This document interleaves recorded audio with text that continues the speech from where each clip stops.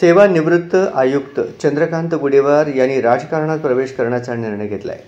भारतीय जनता पक्षाकडून त्यांनी सोलापूर शहर मध्य विधानसभा मतदारसंघातून उमेदवारी मागितली आहे। गुडेवार यांनी सोलापूर महानगरपालिकेचे आयुक्त म्हणून काम केले आहे।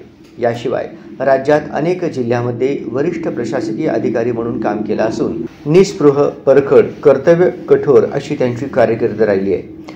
नुकतंच चंद्रकांत गुडेवार हे सेवानिवृत्त झाले आहेत।